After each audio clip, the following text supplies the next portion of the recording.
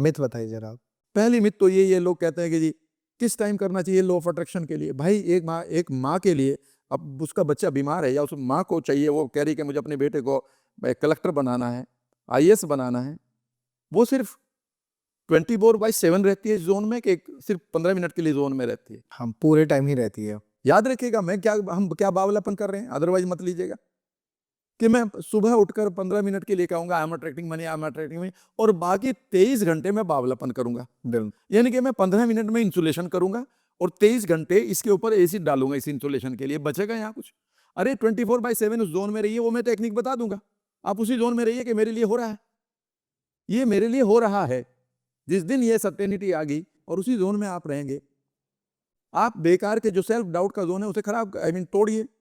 मैं लोगों से भी ये कहता हूं, तुम 23 घंटे तो इस जोन में हो कि मैं बीमार हूं, और फिर मेरे से कहते हो कि जी अब मैं बताऊं कौन सी टेक्निक लगाऊं। अरे भाई 24/7 मैं आपको टेक्निक बता रहा हूं, सभी लोगों को बता देता हूं। एक जोन में रहिए, मानो ये तुम्हारे लिए हो रहा है, as if it is happening with you, मानो ये सब चीजें तुम्हारे पास हो रही है। इस समय जितने लोग सुन रहे हैं वो सिर्फ एक काम अभी कर लें, प्रतीक, अगर मैं बताऊं ना, पहला काम ये कर लें कि आप अपनी स्पाइन को सीधा करें। आपकी स्पाइन में रेटिकुलर एक्टिवेटिंग सिस्टम को जोड़ने वाले न्यूरॉन्स हैं स्पाइन में।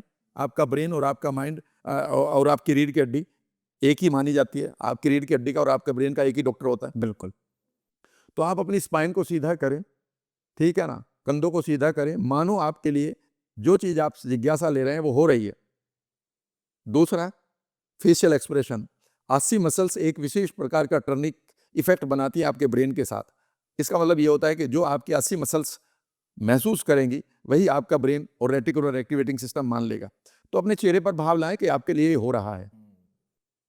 तीसरी चीज है आपका ब्रेथ। जब भी आपको एंजाइटी या अनसर्टेनिटी या सेल्फ डाउट आता है, जब भी आपको लगता है कि आपके लिए चीज ठीक नहीं है, आपका शैलो ब्रीदिंग शुरू हो जाती है, और शैलो ब्रीदिंग डायरेक्टली आपके माइंड को प्रभावित करती है। बिल्कुल, ऐसा कई इमोशंस में हमारे साथ होता है। हमेशा देख लेना, छोटी हो जाएगी। जैसी नेगेटिव इमोशन आएगी, आपकी ब्रीदिंग आपके माइंड के साथ इस टाइम गड़बड़ हो चुका है। जैसे ही आप एक लंबा सा सांस लेकर, तीसरा ये है, और चौथा है अब इंटरनल डायलॉग क्रिएट करें। Yes, it is happening with me, the universe is guiding me right now, whatever is happening with me is happening for a good purpose।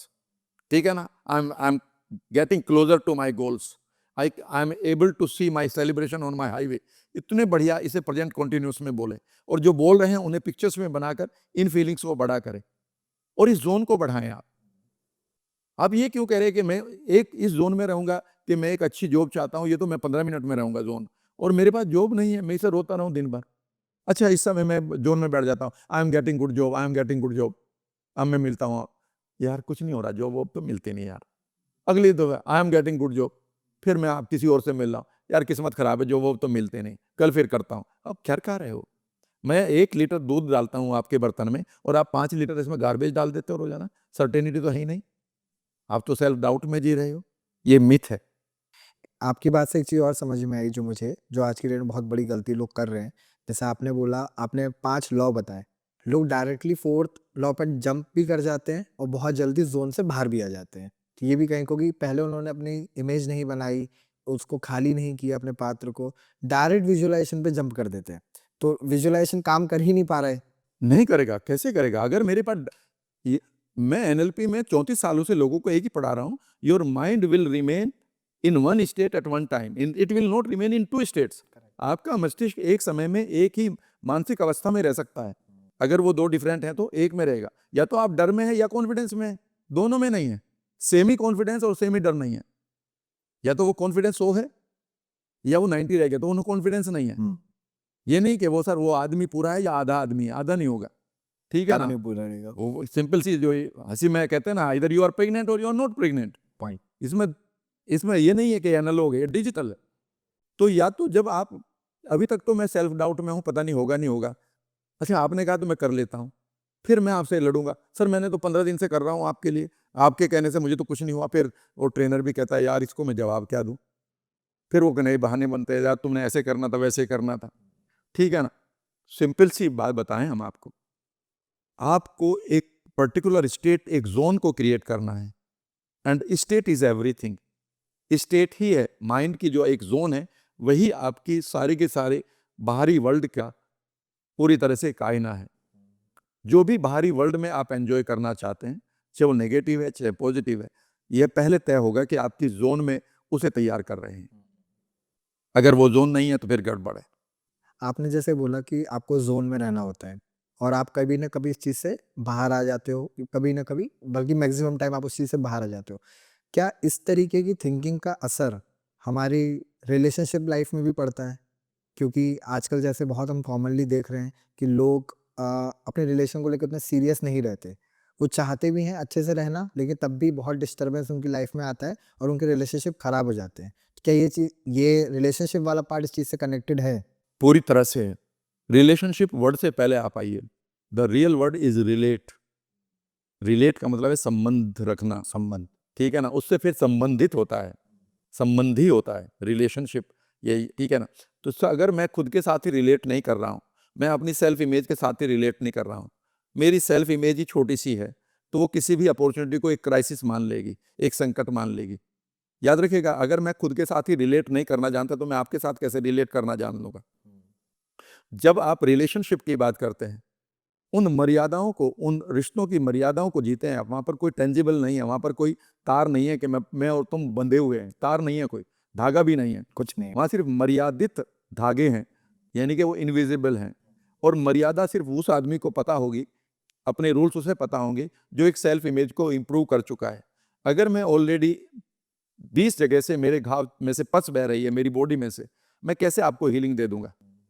समझने की कोशिश करिएगा। Point. मैं कंगाली के अगर पॉइजन से जी रहा हूं तो मैं कैसे आपको अमीरी दे दूंगा? मैं अगर डिप्रेस्ड हूं तो मैं कैसे डिलाइटफुलनेस दे दूंगा? मैं सैडनेस का अगर सेंटर बन गया हूं तो मैं कैसे हैप्पीनेस दे दूंगा? अगर वो दे रहा हूं तो वो सिर्फ वो कुछ मोमेंट के लिए दे रहा हूं, जो सिर्फ एक नाटक है, वो रियल नहीं है मेरा। इसलिए समझने की कोशिश करिए कि जब अगर आप किसी भी रिलेशनशिप को बेहतर तरीके से डिफाइन और जीना चाहते हैं, तो सबसे पहले आप अपने आप से रिलेट करें। हु यू आर, कौन है आप? अगर आप एक विक्टिम हैं तो याद रखिएगा, इस रिलेशनशिप में आप एक प्रोसिक्यूटर को ढूंढेंगे। यानी कि अगर मैं पीड़ित भाव को जी रहा हूं तो मुझे एक ऐसा आदमी चाहिए जो नार्सिस्ट हो, यानी कि मुझे सताए, और मैं दुनिया को बताऊंगा देखो ये मुझे सता रहा है, जबकि मैंने उसे अट्रैक्ट किया क्योंकि मैं पीड़ित भाव से जी रहा हूं।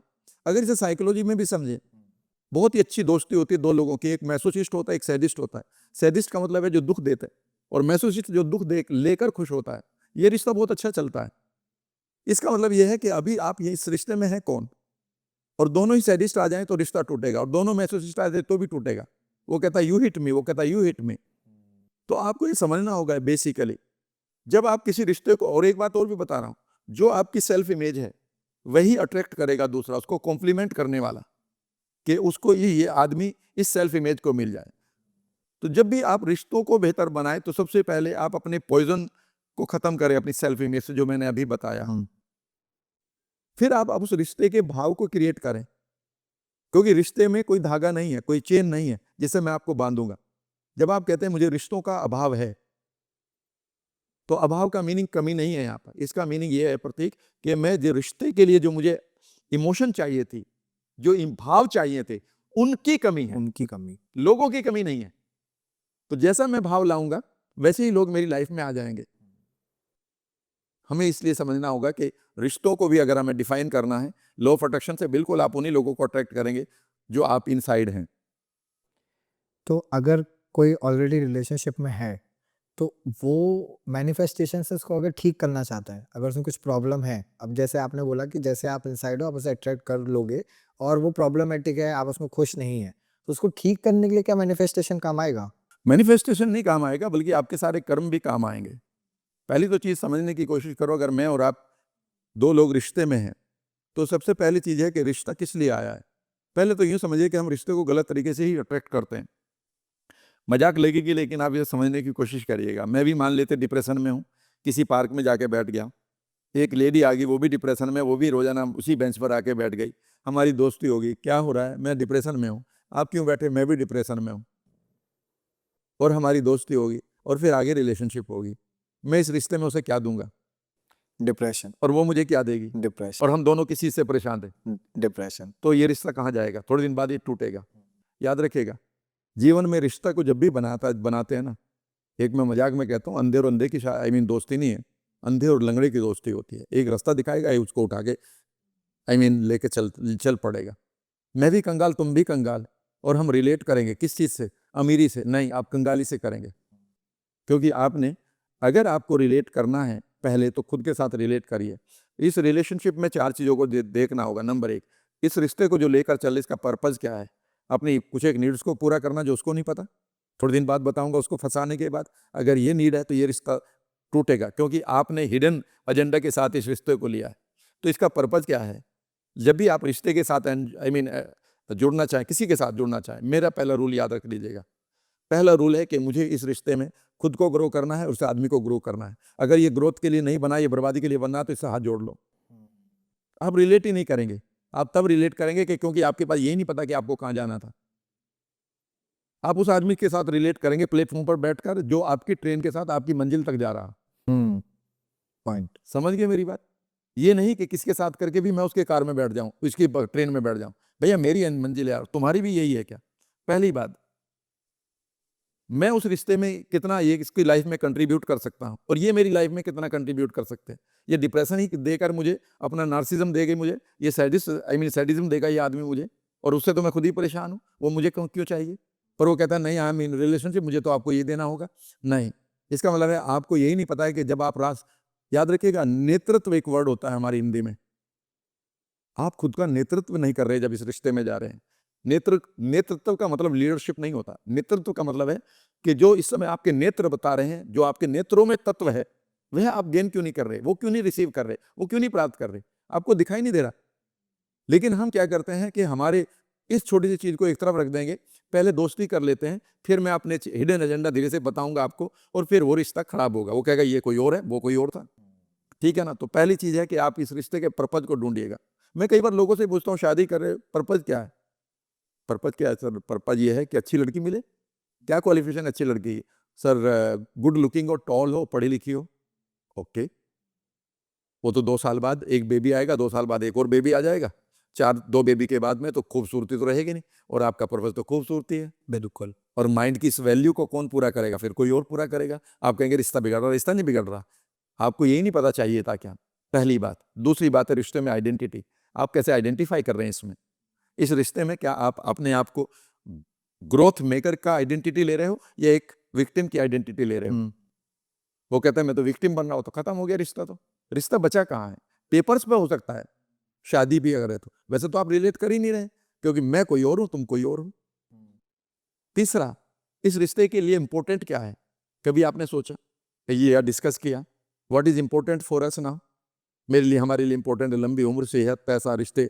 हमारे लिए इंपॉर्टेंट है कि हम अगली जनरेशन को बेहतर करें, सोसाइटी को कुछ दें। और अगर ये वैल्यूज क्लियर नहीं है तो फिर आप क्या करेंगे? और चौथी चीज है बिलीफ सिस्टम। रिश्ते के लिए आपकी सोच क्या थी? कहीं ऐसा तो नहीं आप रिश्ते को ये मानते हैं इट इज ए ट्रैप, और अगर ये ट्रैप है तो आप इसमें फंस चुके हैं। और ट्रैप में से जब आप बाहर निकलते हैं तो काट के निकलते हैं, सुलझा कर तो निकलते नहीं। बिल्कुल। तो ठीक तो आप कर सकते हैं, बशर्ते कि पर्पज, आइडेंटिफाई, वैल्यूज के ऊपर काम करना शुरू करें।